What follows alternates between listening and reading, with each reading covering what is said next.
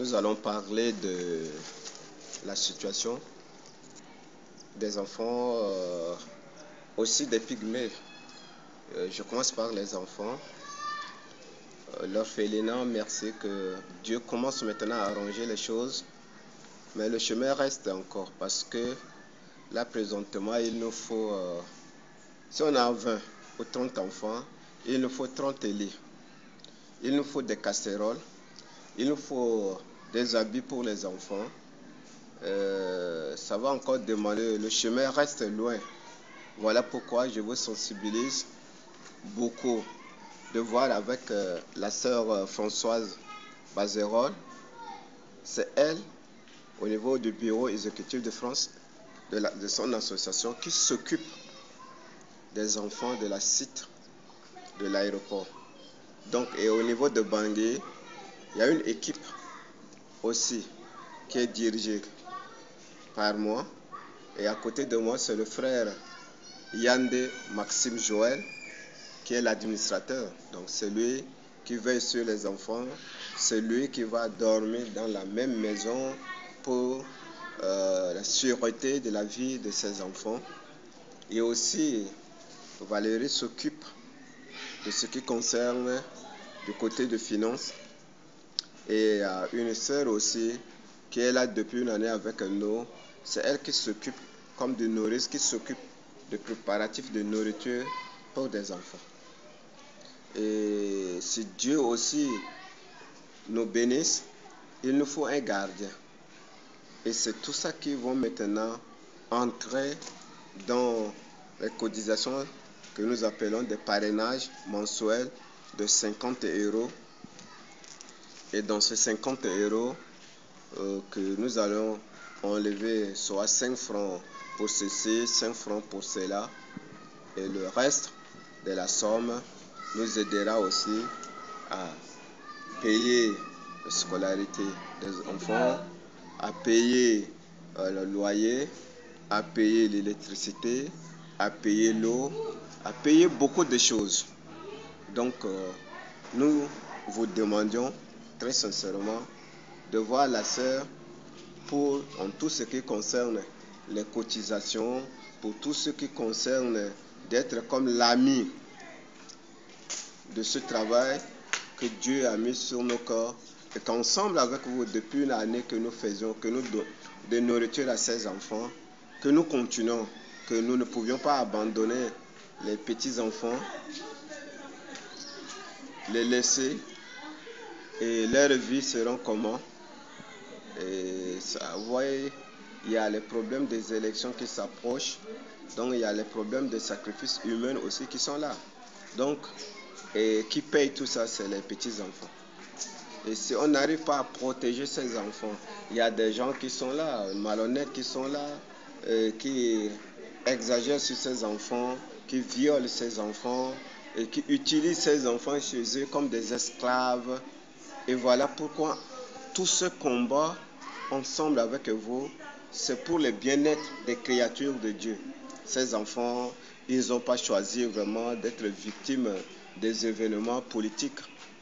Mais la caprice des hommes cruels ont fait que aujourd'hui, ces enfants se retrouvent dans des situations difficiles. Et merci à Dieu pour tout ce que vous avez accompli pour sa gloire depuis une année que nous donnions cette nourriture à ces enfants et que maintenant Dieu change les caps. Et je sais que vous savez, Dieu n'est pas un être humain. Quand il commence des choses et il s'arrête au cours du chemin. Donc je crois que il serait avec nous. Il serait avec nous jusqu'à la fin. Donc bénissons son nom pour que tout ce qu'il accomplisse puisse aller.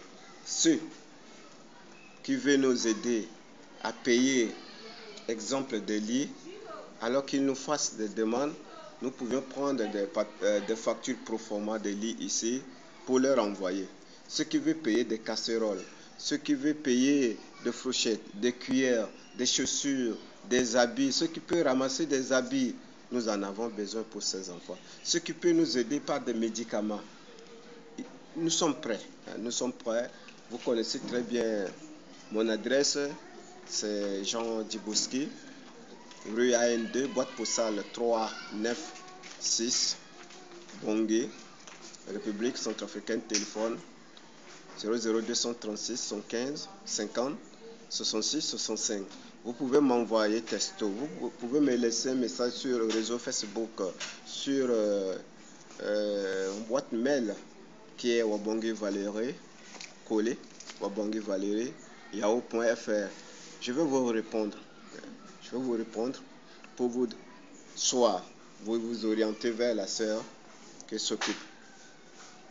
En ce qui concerne le travail parmi les pygmées, si le travail stabilise au niveau de Bangui et que tout va bien, ça ne dit pas que j'ai abandonné les pygmées, non. Vous savez que ce ministère-là, qui était pour moi ce ministère d'implantation des églises parmi les peuples non atteints.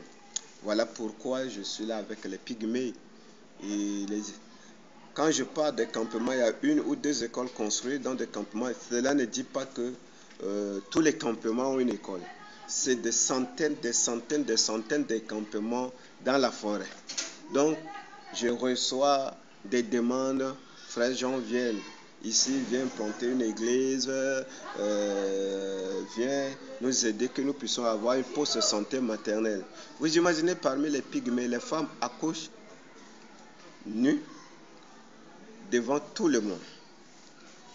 Il n'y a aucune aide-soignante, il n'y a aucune femme, il n'y a aucune personne. Donc, la femme tout seule se bat pour accoucher elle-même et faire le nécessaire pour présenter ses enfants seulement.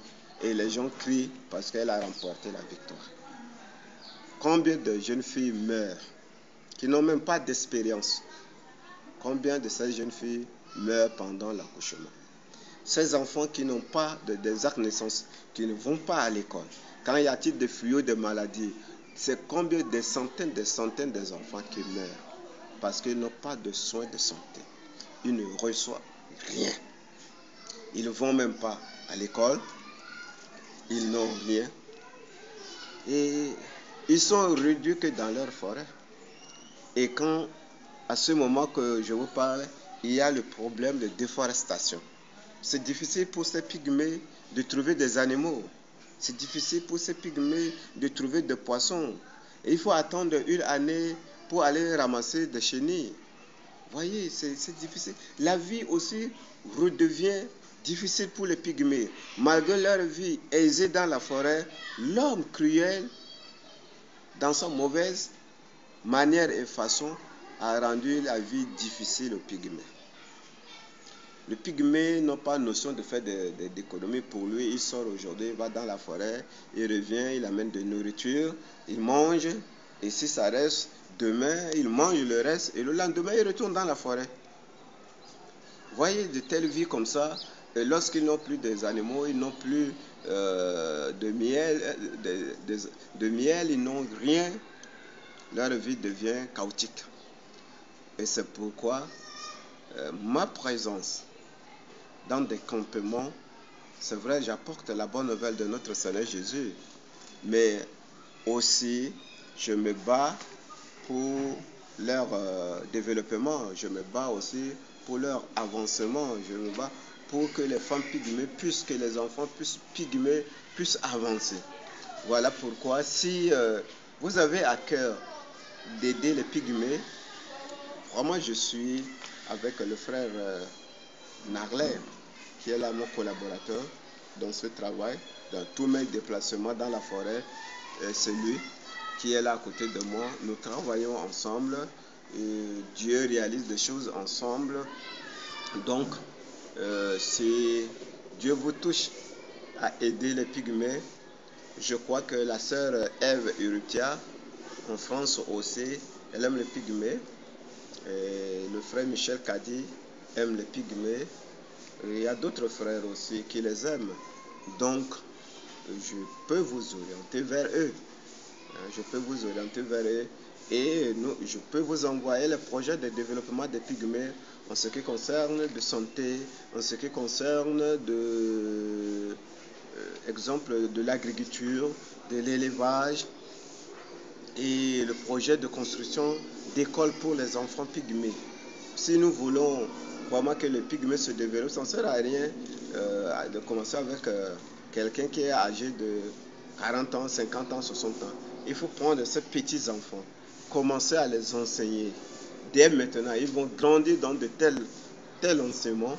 Et c'est ceux-là maintenant, demain, quand ils seront grands, qui vont continuer maintenant ce travail à porter ce flambeau loin. Voilà pourquoi ce travail parmi les pygmées me tient à cœur. Et que je prie que Dieu aussi vous oriente. Si je ne publie pas beaucoup les images des pygmées ce dernier temps, j'en aime beaucoup, mais il fallait que je puisse travailler avec les enfants de l'aéroport, de ces orphelins d'abord, jusqu'à arriver à ce stade où nous sommes actuellement, avant maintenant de continuer. Donc, il y a au moins 2 écoles construites dans de 2 campements différents. Le campement de Ibengue, que le frère Michel est là, et le campement de Lekombe. Et il y a plusieurs campements qui me sollicitent d'y aller, j'y vais, mais je n'ai pas trouvé d'autres personnes qui peuvent dire, bon, je vais construire une école là, bon, je peux t'aider pour construire une poste de santé. Là, je n'ai pas encore, ou bien, voyez aussi certaines églises que nous construisons en feuilles de palmier ou en de feuilles comme ça. Pendant des cultes, parfois, il y a des serpents qui tombent et les gens fouillaient avant de revenir. Tout ça, ça perturbe. On a besoin pas de construire une grande église comme ce que nous voyons soit à Bangui ou ailleurs, mais que la maison soit tolérée pour la sécurité de nous tous, y compris de moi-même. Et ces églises que nous construisons, en fait, quand il pleut parfois, c'est difficile d'y aller parce que c'est mouillé, il faut attendre l'après-midi. Or, dans la forêt, c'est la forêt équatoriale, pendant la saison pluvieuse, il pleut continuellement, il peut pleuvoir toute la journée. Et si le dimanche, il pleut toute la journée, c'est difficile d'aller culter. C'est fini là, tout le monde reste à la maison. Donc, c'est tout ce travail difficile, mais le Seigneur m'aide toujours à le faire. Donc, si Dieu, dans sa grâce, vous touche à intervenir pour les enfants, merci. Si Dieu vous touche à intervenir pour les pygmées, merci. Si Dieu permet, je ferai un travail parmi les chrétiens qui n'ont plus de maison. Leurs toitures ont été enlevées. Ici à Bangui, ils n'ont rien du tout. Donc, je ferai un effort pour faire réalisation quand je vais descendre sur le terrain pour vous présenter la réalité. Et merci de tout ce que vous allez faire pour venir à Bangui. Si après l'élection, à partir de janvier, février, mars, avril, mai, juin 2016, et si tout va bien, je vous invite de venir à Bangui, venir partager ces bons moments avec nous et partager avec les frères et sœurs chrétiens centrafricains. Votre présence, c'est une grande bénédiction. Et la bénédiction, ce n'est pas seulement l'argent, ce n'est pas les habits, mais c'est la nourriture spirituelle, les révélations spirituelles que le Seigneur vous a données et que vous venez partager avec les églises à Bangui. Si il y a des gens qui peuvent dire, ben ouais, nous voyons le frère Jean, et nous connaissons constamment sur le réseau, mais est-ce que c'est un homme sûr? Je peux vous dire que j'ai des amis en France qui sont venus ici, qui ont passé du temps avec moi. Alors je peux communiquer leur adresse à vous, vous pouvez prendre des contacts, vous pouvez aller chez eux directement. Et puis ils vont vous témoigner parce que c'est difficile pour un homme de se témoigner lui-même. Il fallait que ce soit les autres.